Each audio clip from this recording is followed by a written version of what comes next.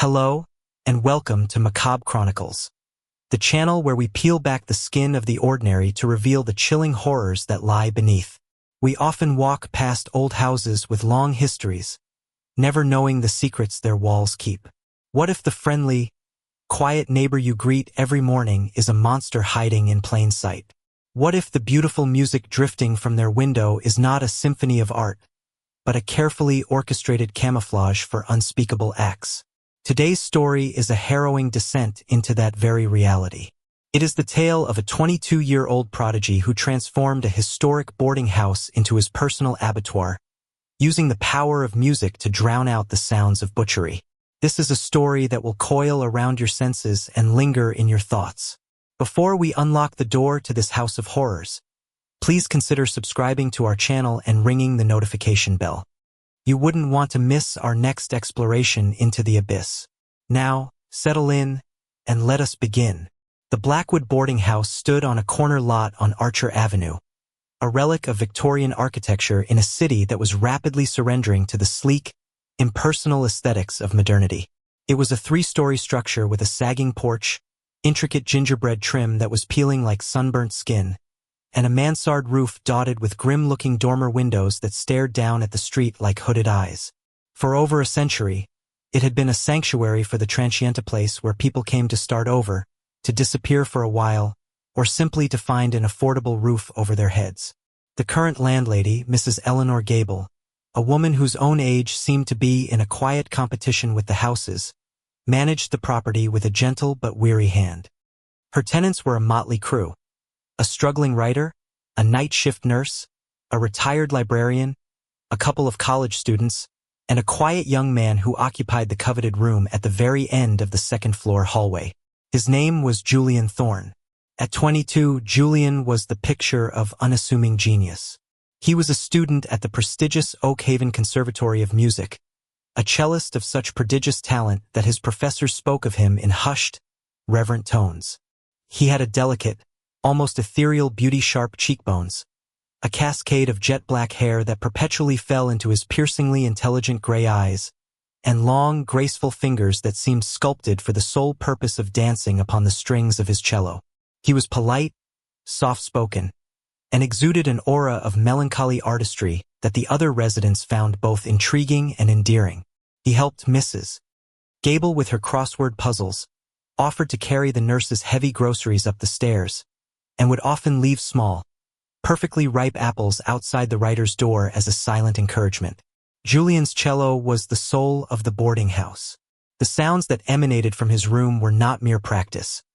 They were passionate, gut-wrenching performances that filled the old house's hollow spaces with life. He would play for hours, sometimes deep into the night. The complex, soaring concertos of Elgar, the dark and brooding sonatas of Shostakovich, the intricate mathematical beauty of Bach. The other tenants became accustomed to this ever-present soundtrack. It was the sound of Julian. They would fall asleep to his music, wake up to it, the melodies weaving themselves into the fabric of their lives at Blackwood House. The writer found inspiration in the dramatic swells, and the nurse found solace in the mournful adagios after a grueling shift. No one ever complained. How could they? It was beautiful, a free, private concert from a future maestro. They were oblivious to the fact that the music was a tool, a meticulously calibrated instrument of concealment.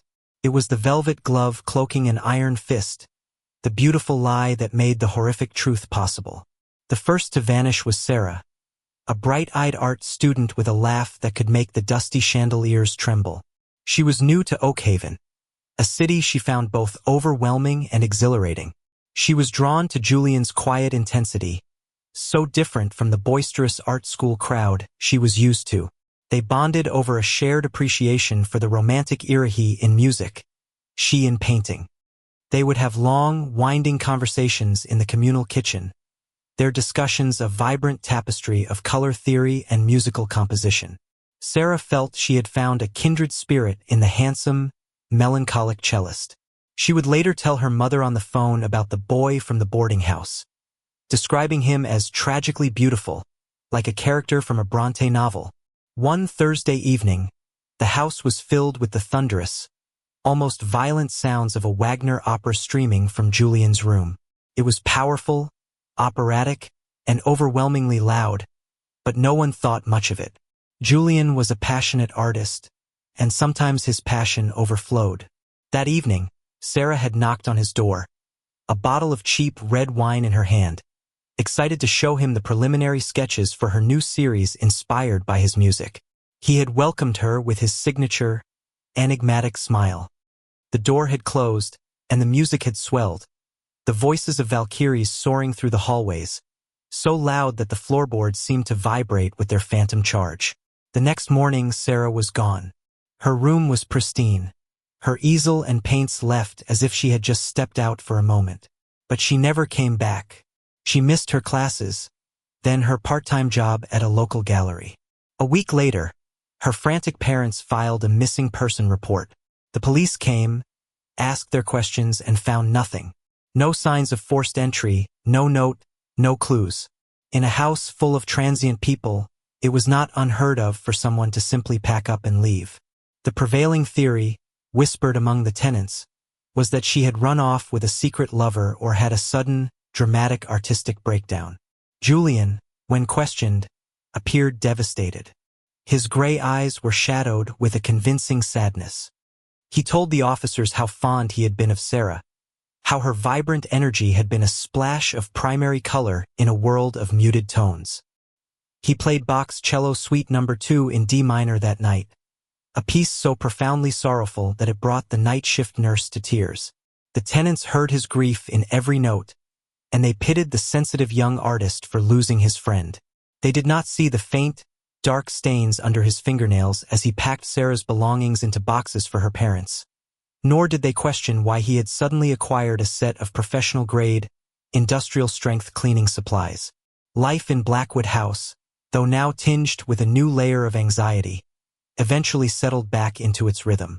Then, 2 months later, a second tenant disappeared.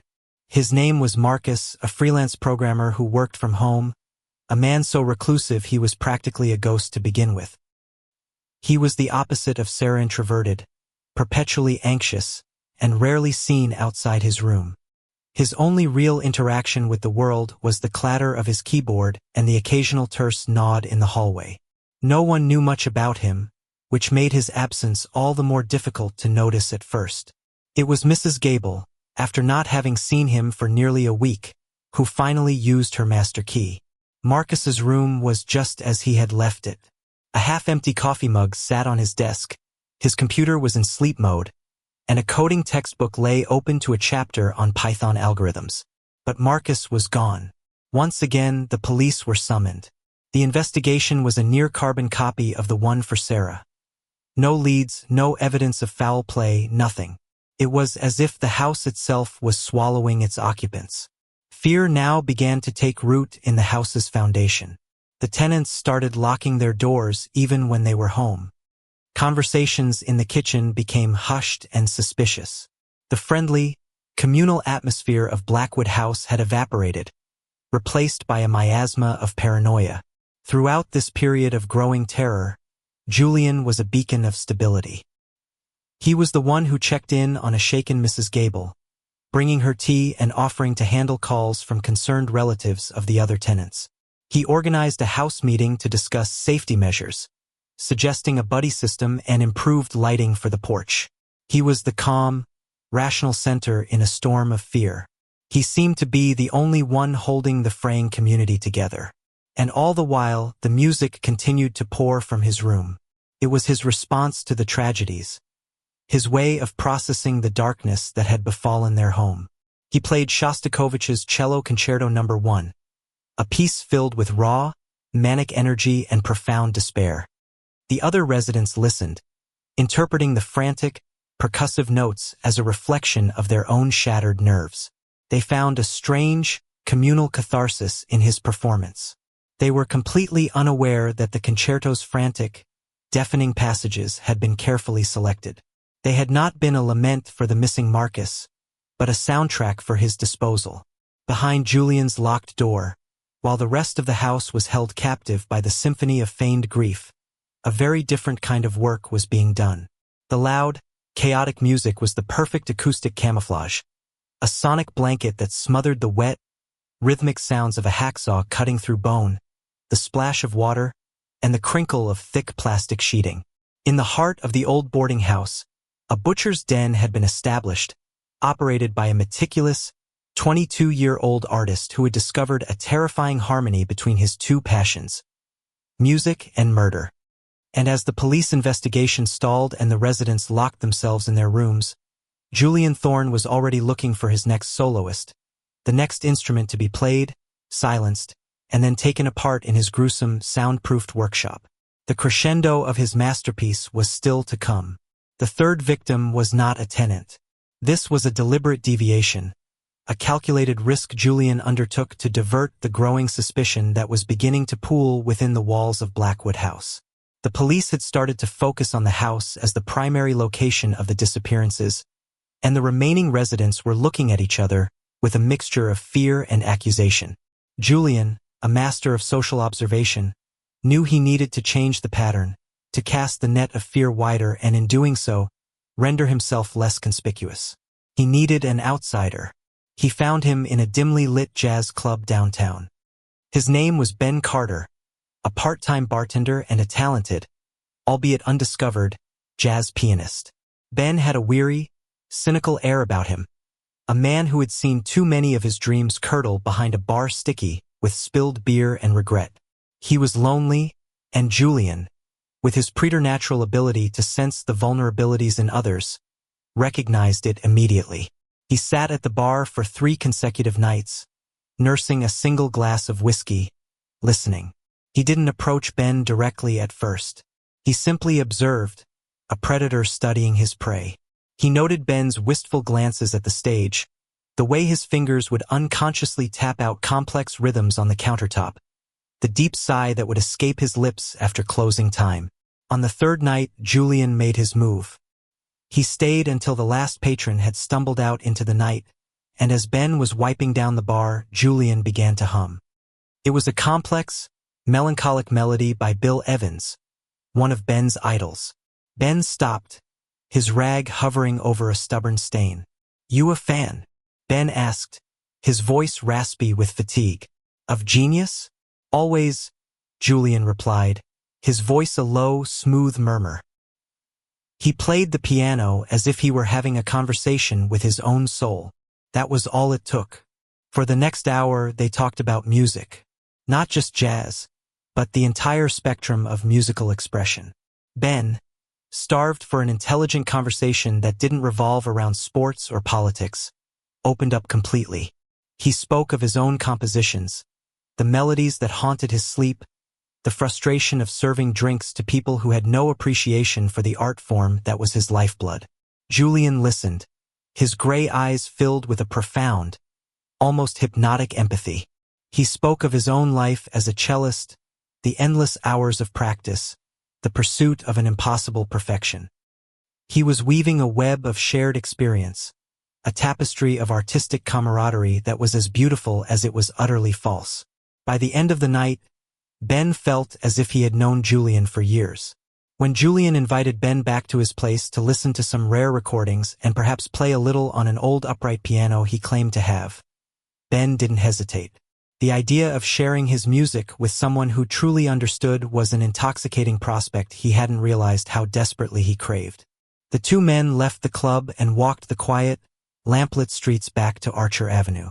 Ben was so caught up in the conversation, in the thrill of this newfound connection, that he paid little attention to the imposing, shadowed facade of Blackwood House. He didn't notice the way the other windows were dark, or the unsettling silence that seemed to hang over the property. As Julian led him up the creaking stairs, the house was silent. Most of the tenants were either out or asleep. He ushered Ben into his room, a space that was both chaotic and meticulously organized. Sheet music was piled high on every available surface, yet the floor was spotless, and the air smelled faintly of lemon polish and something else, a coppery, metallic scent so faint that Ben barely registered it.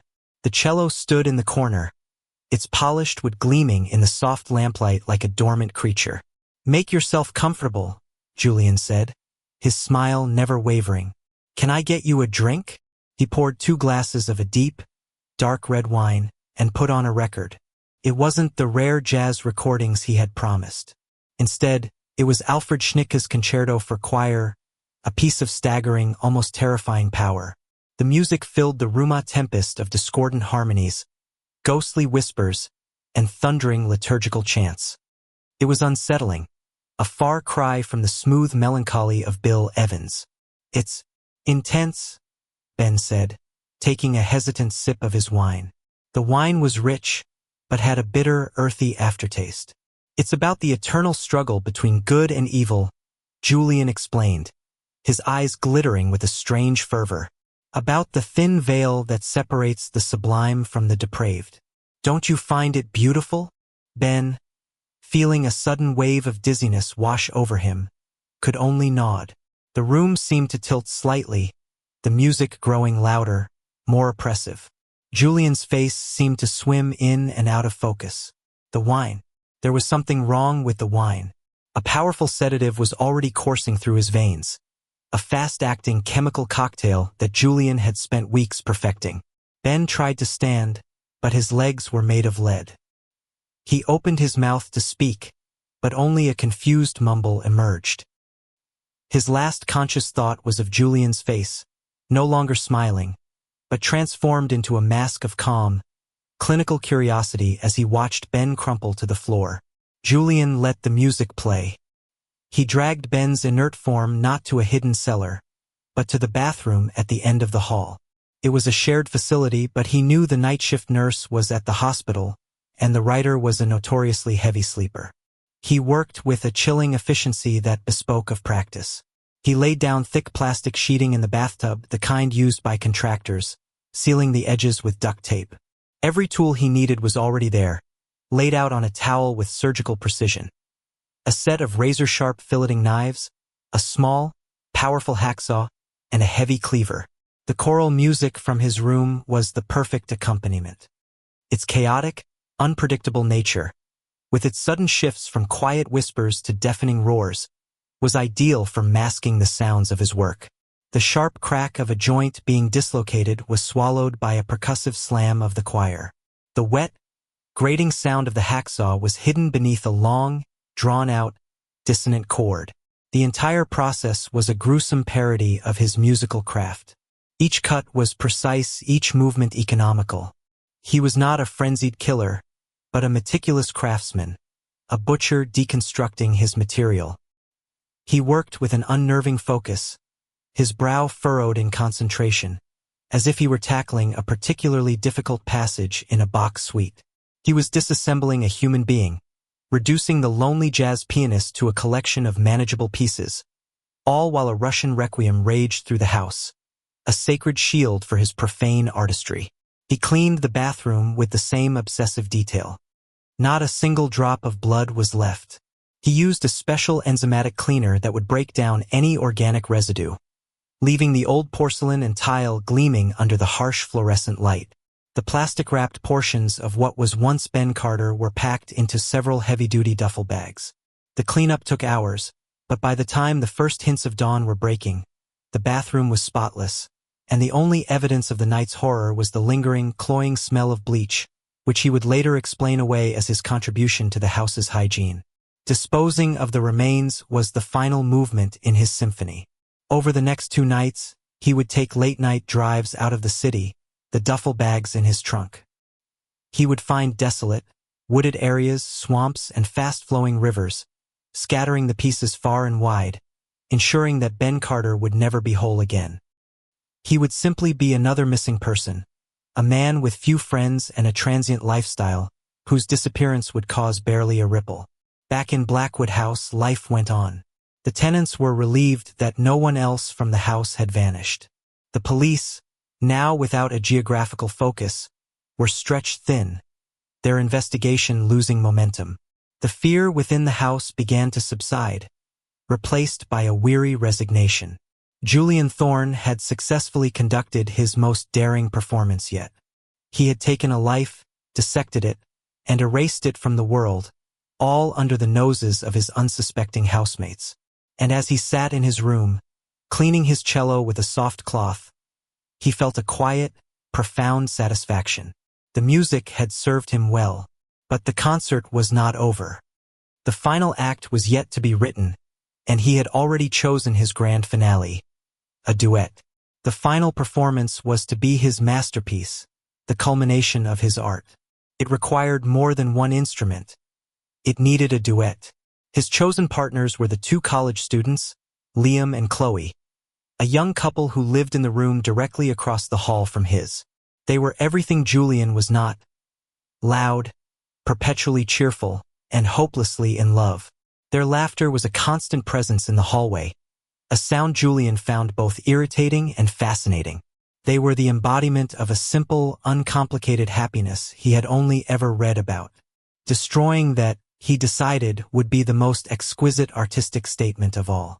His method of luring them was deceptively simple. He approached them with the story of a family emergency, claiming he needed to drive upstate for a few days to care for his ailing mother. He looked distraught, his performance of a worried son utterly convincing. He explained that he was supposed to perform in a critical conservatory recital that weekend and was devastated that he would have to miss it. Then came the request. He asked if Liam and Chloe, whom he knew were struggling to make ends meet, would be willing to house-sit his room for him. He offered them $200 in cash.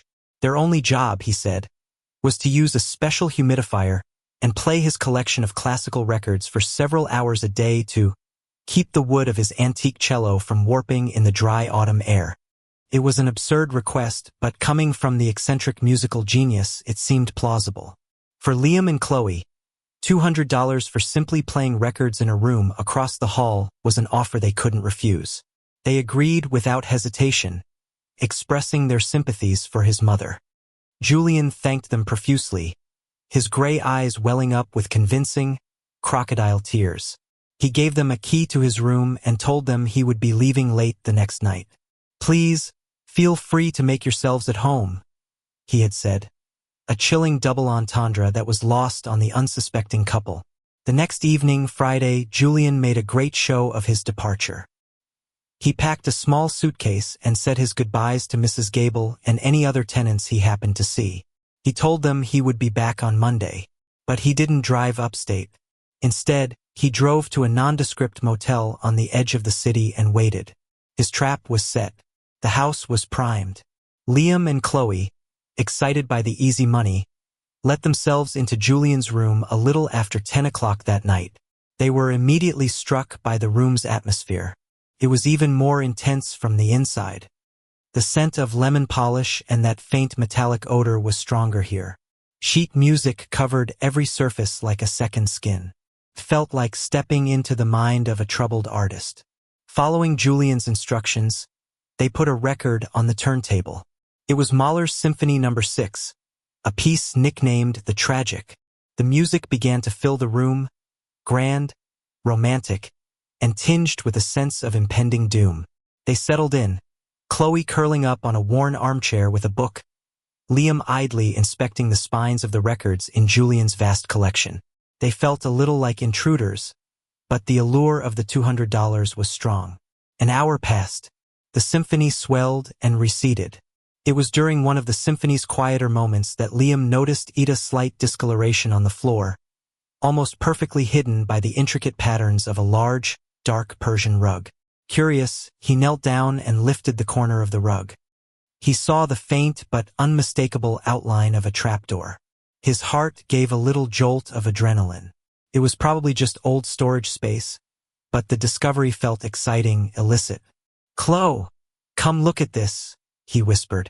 Together, they managed to pry the door open. It wasn't a cellar.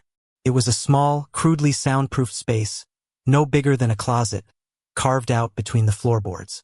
The stench that hit them was overwhelming, a putrid, coppery smell of old blood and decay. Liam, using the flashlight on his phone, aimed the beam into the darkness. The light fell upon a collection of horrific objects. Stain tools, zip ties, a roll of industrial plastic sheeting, and, glinting in the corner, a small, silver bracelet with a single Charma painter's palette. Chloe gasped. She recognized it instantly. It was Sarah's. She had admired it just a few days before the artist had disappeared. Panic, cold and absolute, seized them. This wasn't a storage space. It was a kill room. Julian's story, his frantic departure, was all a lie. They were in a monster's lair. They scrambled out of the room, fumbling with the lock, their only thought to get out to call the police. But as they burst into the hallway, they found their escape cut off. Standing at the top of the stairs, silhouetted by the dim landing light, was Julian. He hadn't left. He had been waiting, listening from the vacant room at the end of the hall. He held his cello bow in his hand, gripping it not like a musician, but like a weapon. The enigmatic, gentle smile was gone, replaced by a terrifyingly blank expression of cold, predatory calm. The final movement of Mahler's symphony, with its 3 hammer blows of fate, began to thunder from the open doorway of his room, an epic, tragic soundtrack for the horror that was about to unfold. The subsequent investigation revealed the full, sickening scope of Julian Thorne's depravity. The discovery of Liam and Chloe's bodies by a horrified Mrs. Gable the next morning led the police back to the one person who was supposed to be gone for the weekend. They found Julian in his room, calmly cleaning his cello, Mahler's symphony still playing softly in the background. He surrendered without a fight, his demeanor one of placid indifference. The discovery of the hidden compartment and the evidence within it linked him definitively to Sarah's disappearance, and further investigation into his supply purchases and late-night drives provided a circumstantial but compelling case for his involvement in the vanishing of Marcus and Ben Carter. The trial was a media sensation. The public was captivated and horrified by the story of the cellist slayer, the handsome, talented young man who had used his art as a weapon of deception. Psychiatrists testified, attempting to explain the profound psychopathy that lurked beneath his brilliant facade. They spoke of a complete lack of empathy, a narcissistic God complex, and a chilling ability to mimic human emotion without ever feeling it.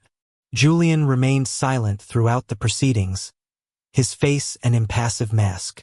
The only time he showed any emotion was when they played a recording of his conservatory audition tape in court. As the sound of his own beautiful, soulful cello playing filled the courtroom, a single cold tear traced a path down his cheek. It was not a tear of remorse for his victims, but of sorrow for his lost art, the only thing he had ever truly loved. He was a monster who had turned a boarding house into a butcher's den, a symphony hall into a slaughterhouse, and who, in the end, mourned only the loss of his own beautiful music.